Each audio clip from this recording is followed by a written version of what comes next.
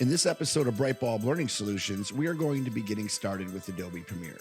We're going to be talking about launching Premiere, starting a project, the interface in workspaces, importing files, creating bins, saving, and quitting Premiere. Let's get started. Launching Premiere. If you're working on a PC, then you will simply double-click the Premiere icon on the desktop. If you are working on a Mac, then you'll either go to your Applications folder and click on the Premiere application, or you can go to the dock if the icon has been moved to the dock and click on the application icon. You can also launch the application through the Creative Cloud app.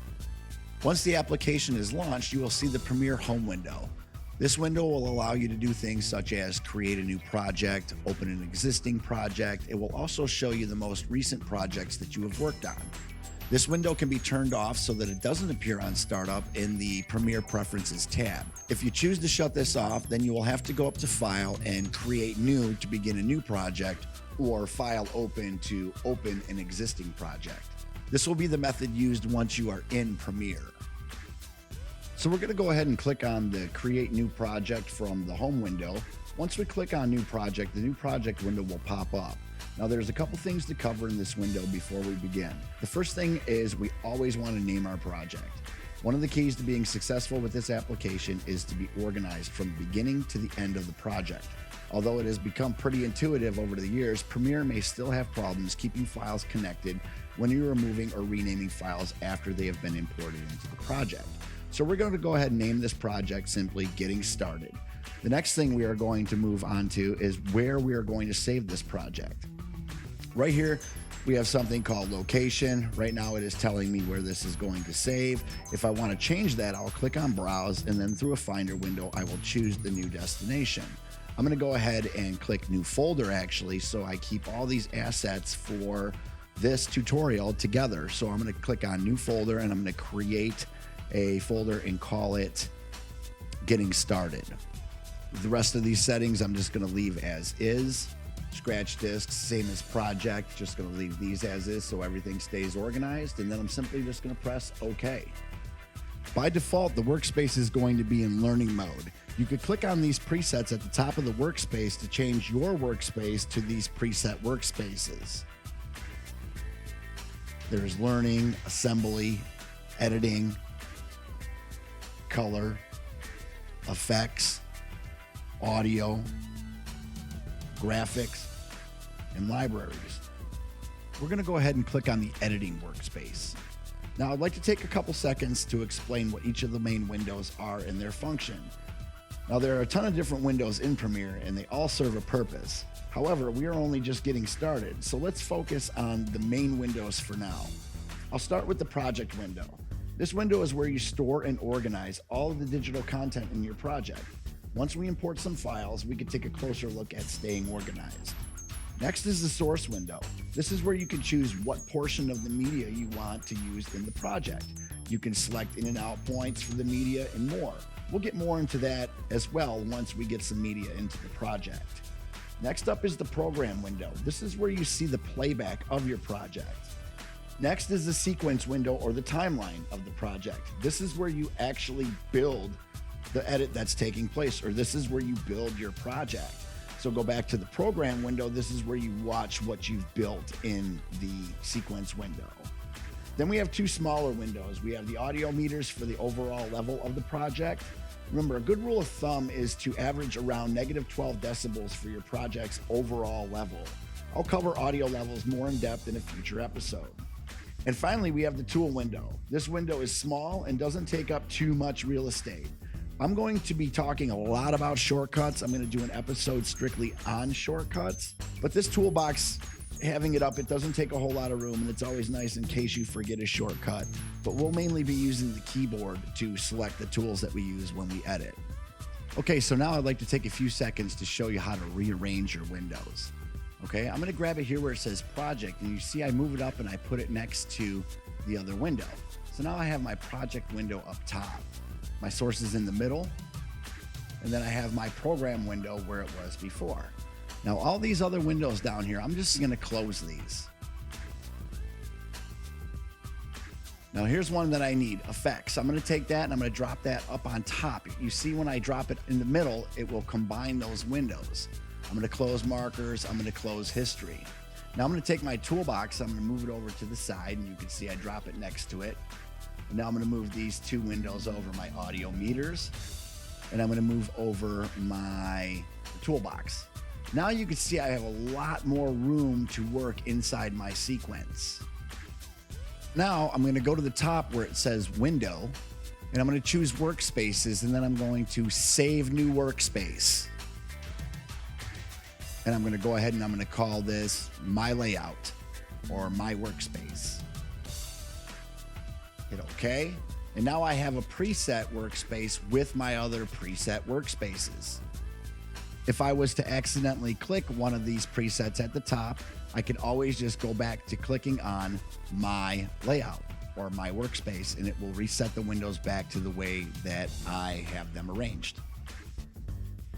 So now I'm going to import some footage. I'm going to go to File and select Import.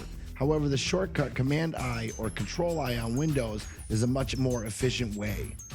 Next, I'm going to select some individual files from the footage folder that I put inside of our Getting Started folder that I created earlier. I can select these individually by holding down Command or Control on a PC. Now I'm going to import some music files the same way, Command-I or File Import. And now you can see in my project window, I have 6 video files and 1 music bed. So I'm gonna go ahead and create a bin by clicking the folder down here, and I'm gonna title this up Clips.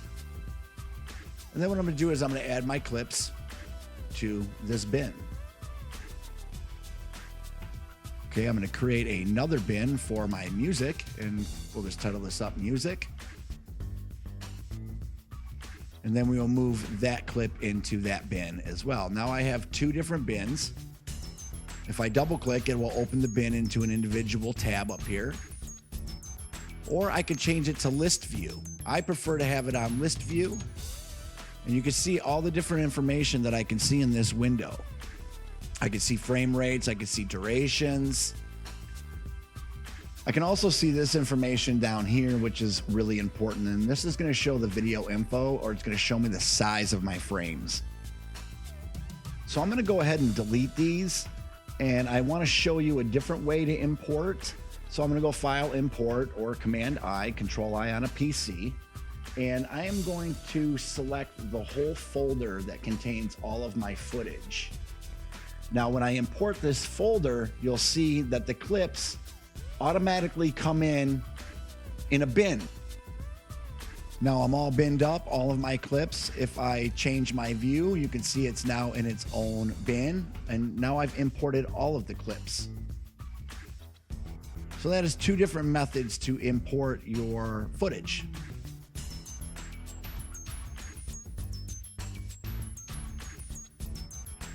And now I'm going to repeat that process and import my music folder. Now you can see that comes in, and that is all binned up as well. Just 2 different ways of importing footage to achieve the same results.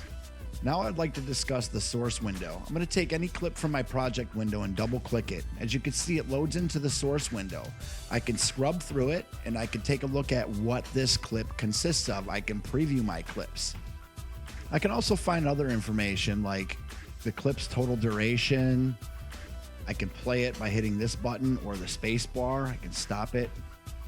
I can move it back a frame, or I could advance it a frame by hitting these buttons or the arrows. I can press this button and move it to the beginning of the clip, or this button to the end of the clip. These buttons down here, I'll discuss these at a later time. And then I can choose what portion of the clip I want to use by scrubbing through. I want it to start here, so I'll press I or click this button. Scrub through, and I want the clip to end here, so I'll press O or this button. And now this shows the new duration of my clip, 2 seconds, 3 frames. So what we're going to discuss now is how we go about creating a sequence or creating our timeline. If we look at our project window, you'll see we have all kinds of information about our video clips. You can see here I have some 4K footage, some 1080p footage, and then I have some 720p footage. You always want to base your sequence off of the footage that you're using. So if I look down here, it says drop media here to create sequence. What I'm going to do is I'm going to drop a clip down here, and what that's going to do is that's going to create a sequence for me with these settings 1280 by 720. So if I go ahead and delete that, now I have a sequence that's ready to be built in. It names that sequence with whatever the name of the clip was. So I could go ahead and rename my sequence, and I'm going to call this Getting Started. If I double click on the name, it will allow me to rename it. And then what I'm going to do is I'm going to create a new bin. We'll call this Sequences.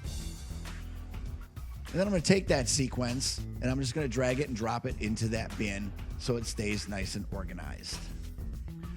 Now I'd like to take a little bit of time to discuss why we set up our sequence to match our footage. So here I have a 720p clip, and now I'm going to bring down a 1080p clip. So when we look, you can see how much this is scaled in. So now I have to go up into my settings and I have to scale this out so it fits the frame.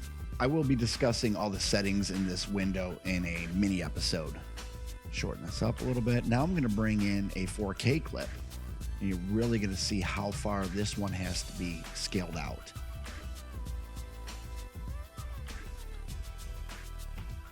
Quite a bit. Now it fits the frame.